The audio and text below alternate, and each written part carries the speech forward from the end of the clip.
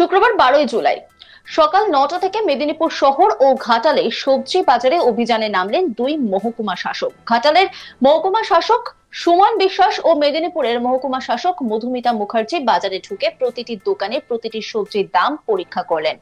ধরলেন বহু জায়গাতে ওজন মাপার যন্ত্রে কারচুপি রয়েছে, অনেকেই নিচ্ছেন উল্টো পাল্টা দাম। ঘাটালে ওজন মাপার যন্ত্র তুলে নিলেন মহকুমা শাসক, মেদিনীপুরে হুঁশিয়ারি দিলেন অপর মহকুমা শাসক। মুখ্যমন্ত্রীর নির্দেশের পর পশ্চিম মেদিনীপুরের বিভিন্ন বাজারে দ্রব্যমূল্য নিয়ন্ত্রণের জন্য পদক্ষেপ শুরু হয়েছে। মেদিনীপুর শহরে দুদিন ধরে বিভিন্ন বাজারগুলিতে এনফোর্সমেন্ট ব্রাঞ্চের পক্ষ থেকে অভিযান চলছে। তারপর শুক্রবার সকাল থেকে শহরের সবজি বাজারে পুলিশ ও পৌরসভাকে সঙ্গে নিয়ে হিসেব করে নানা ধরনের কথাবার্তা বলছেন। হিসেব নিকেশ করা শুরু করেছেন মহকুমা শাসক মধুমিতা মুখার্জি। দেখলেন এক বাজারের ভিতরে একই জিনিসের ভিন্ন ভিন্ন দাম রয়েছে, এর সঙ্গে আড়তদারদের যোগও পেলেন তিনি। মহকুমা শাসক মধুমিতা মুখার্জি এদিন জানান, দামের তারতম্য পাওয়া গিয়েছে, কড়া পদক্ষেপ নেওয়া হবে বলেও জানিয়েছেন তিনি কি বলছেন শোনাবো আপনাদের।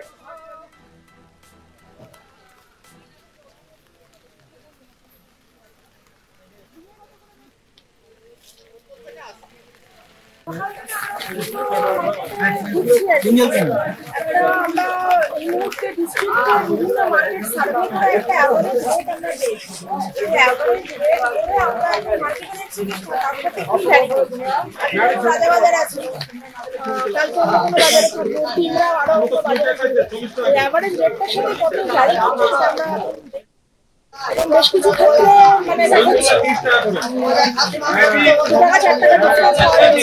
আলু, পেঁয়াজ, আদা, রসুন এগুলোতে দেখছি যে রেটটা অন্তত এই মুহূর্তে চলছে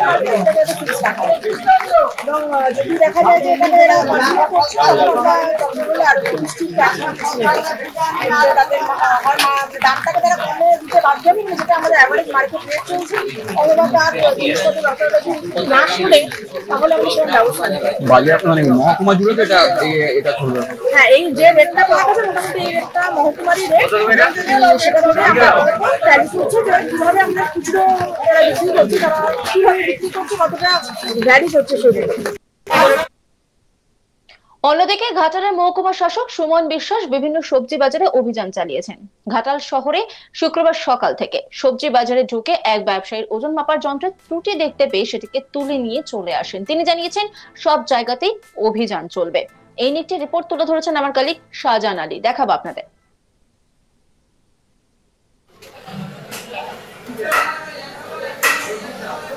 শুক্রবার সাত সকাল থেকেই ফের মেদিনীপুর শহর ও সংলগ্ন এলাকার সবজি বাজারে অভিযান শুরু করলো প্রশাসন।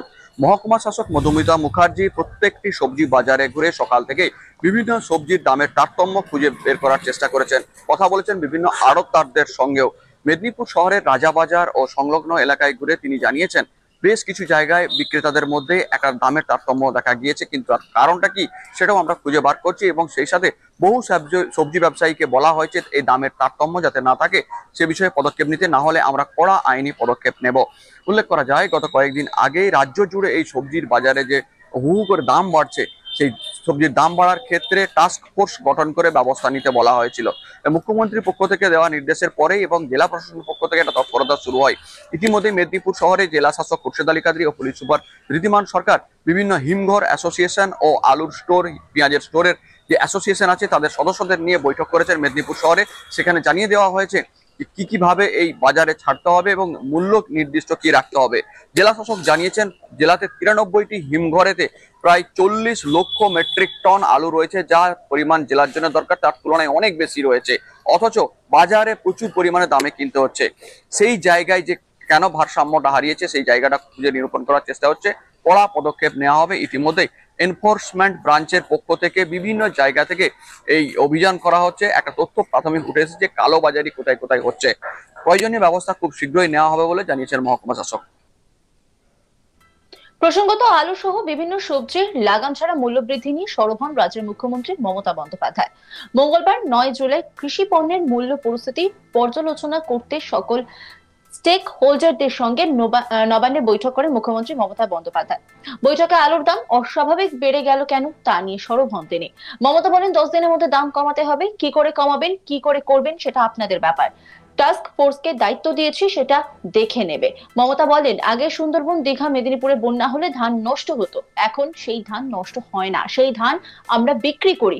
এভাবে সবজি বাঁচানোর জন্য কি করা যায়, রিসার্চদের দিয়ে কাজ করুন। কি বলছেন তিনি, শোনাবো আপনাদের। আমি আপনাকে বলছি উইদিন 10 days দামগুলো কমাতে হবে। কি করে করাবেন, কি করে করবেন, সেটা আপনাদের ব্যাপার। আমি সবাইকে দায়িত্ব দিচ্ছি, টাস্ক ফোর্সকে দায়িত্ব দিচ্ছি to take care for that. এগুলো যদি কমবে, এটা আপনার একটু বৃষ্টি আরম্ভ হয়েছে, এখনই আস্তে আস্তে সবজি হচ্ছে, এই গরমে গাছে ফুল হচ্ছে। তাই আমি তো রোজ ডালা ডালা করে এক ডালি করে ফুল নিয়ে আমি ঠাকুরকে দিই। আমার বাড়িতে গাছে তাহলে অত ফুল হয় কি করে?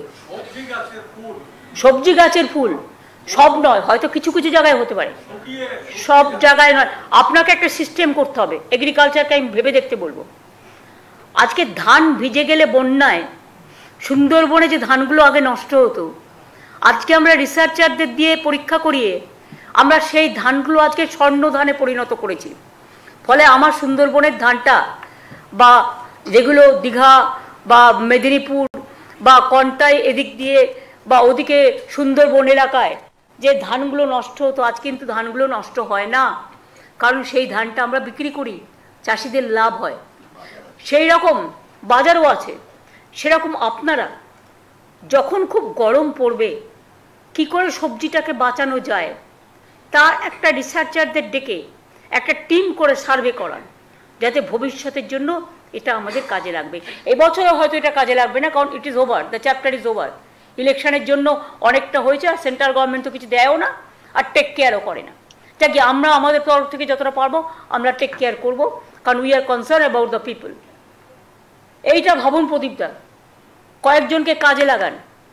যদি অতিবৃষ্টি হয়, আমাদের শস্য বীমা আছে, অতিবৃষ্টি হলে তুলে ফেলবেন, কুইক ডিসপোজাল করবেন, কোল্ড স্টোরেজে রাখবেন। যেমন পেঁয়াজের কোল্ড স্টোরেজ আছে, আলুর আছে, সেরকম শস্যর জন্য আমি হর্টিকালচারকে বলবো। সুব্রত আছে এখানে।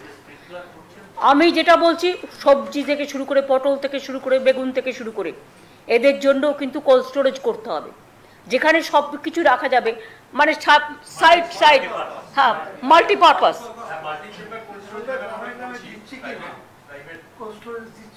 না সম্বন্ধে আমি সেটা বলছি না, ছোট ছোট করছেন মাল্টি স্টোরেজ, মাল্টিপারপাস কোল্ড স্টোরেজও আপনাকে করতে হবে।